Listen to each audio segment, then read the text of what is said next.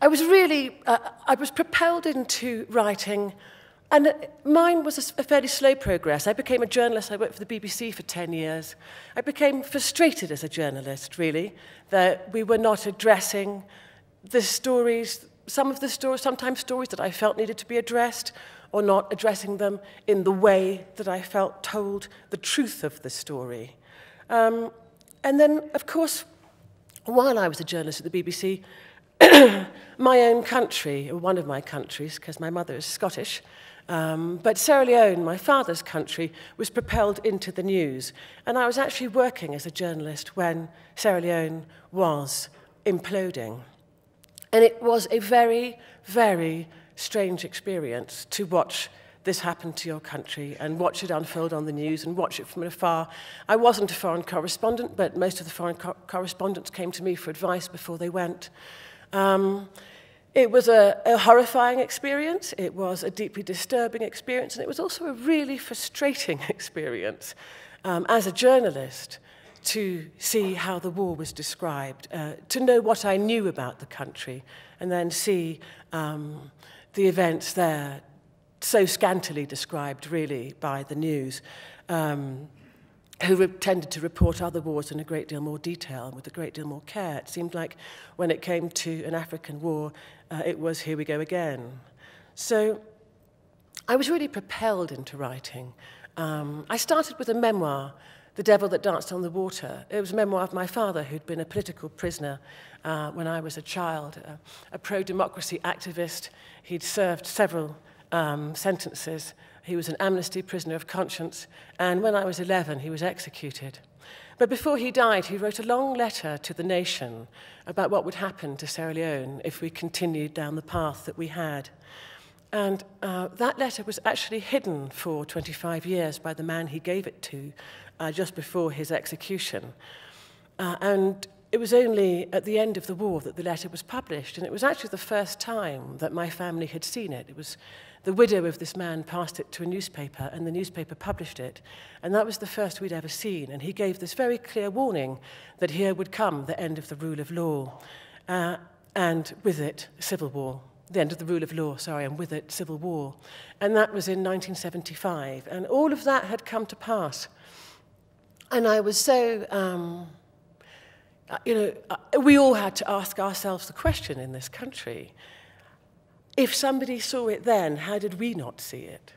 Right? If somebody else saw it, how did the country not see it? And I wrote, I'd already actually begun work on a memoir of my father, but with the publication of this letter, I really saw that this was a story about how a country implodes. And it had happened in lots of post-colonial African countries. And now, of course, we have the experience of Iraq and Afghanistan. It seems to be a lesson we have to keep learning. But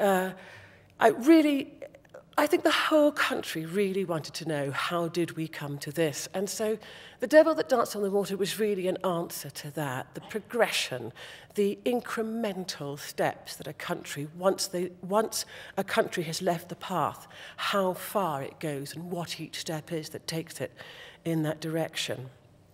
I'm so excited to be talking to you about your work, and particularly about The Hired Man, which I love, love, love, love. I feel like it's fortuitous that we're having this discussion on Veterans Day. Oh. Yeah. And of course here in the States, it's the one day where they celebrate soldiers who've fought in all these wars, and then the rest of the year, the subject of war is avoided as much as possible. And I imagine this is the same. I imagine this is the same also in Great Britain, but you've lived in other places as well, and you've researched also Yugoslavia. And I wondered if that was the same, this sort of idea that, that war is not really something to talk about. Well, yes, of course, because in Britain we have Poppy Day, which is the same as this time, almost exactly this time of year as well. I've thought about this. I think war is so hard to imagine that unless you've lived through it, you can't imagine it. And so that is the big difference between those who have in some way endured a war and also in those who have fought in a war. and those who have not. So what happens is that the rest of us maintain a kind of a silence. I would really notice that, you know, talking to my friends from the former Yugoslavia, we would stop talking if a British person came in. It was almost like we were holding a secret. And men who fought in war, you know, very famously don't talk about what happened to them. Those of you who are old enough to remember the Second World War, you know, those men didn't come back and talk about their experiences. So there's always a silence around war anyway. And then I guess you add to it what governments have to do in order to make young men fight wars. And if you know, what you do is you get a professional standing army. And the times, I suppose, in this country where people became most exercised by war was when conscription happened, when men who had not elected to go to war were being asked to go. But you know, you have a standing army, a professional army, and then you create a mythology of war, and people are called heroes, and you manage it really.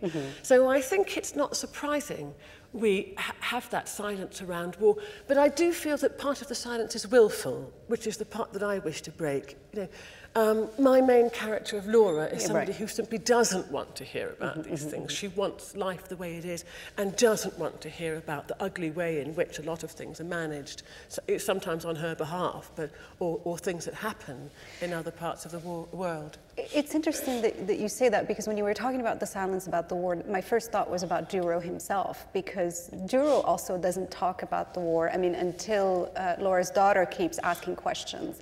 But he doesn't volunteer any information either. I was curious actually about the character of Duro, because earlier when you were talking about how you were writing the novel and the inspiration with the houses that were for sale in Croatia, is that where the idea of having a handyman for a main character came through? Because you needed the house, and then that's how, you know, I guess what I'm asking is a process question. How did you put together this sort of character? Well, I mean, Duro, of course he's taciturn anyway. He's like that, to go back to your earlier point. He's but I like him. And he's holding on to secrets, so he's silent for a reason. He's holding on to secrets. But also, which goes back to our first question, the other thing I really noticed in Sierra Leone is that people didn't talk about the war there, for the very simple reason that everyone had been through it. There was not that much to talk about. Everyone had endured this awful thing, and what was left to say, really. And so that's how I feel about Duro in Croatia. He's in this small town where things have happened. What is there left to say? Yeah. But the reason he's a handyman is this. I had to create a scenario. And you know, Laura doesn't know about the things that have happened in this town. She can't read the town. Yeah, she's the stranger who comes to town and shakes it up. And I can read Sierra Leone. I know I know which elephants are in the room. I've been in situations with people who are visitors from outside, and there's an enormous elephant in the room, and we know it, but they don't know it. And so I first went to Croatia as Laura. I didn't read a great deal about it. I went as Laura and tried to see if I could read this country. And of course I couldn't. And then I came back and did loads of research. And then I went back again where I could read it a great deal better. So I thought, here's the thing, you see. Here's the thing. In Sierra Leone, when the fighters were being decommissioned, the rebel fighters were being decommissioned, they were given a choice of occupations that they could train in. One was carpentry, I think plumbing was another one, or they could get a driving license. And an awful lot of these guys learnt to drive because it was just felt so much easier and probably cooler to become a taxi driver. So you know where I'm going with this, don't you? Right? So at the end of the war in Sierra Leone, in Freetown, if you hailed a taxi from the road as a visitor, the chances that you were hailing a taxi driven by somebody who had probably done some pretty dreadful things in the war was quite high, and this person would conduct you to the town, to your destination, without you ever knowing.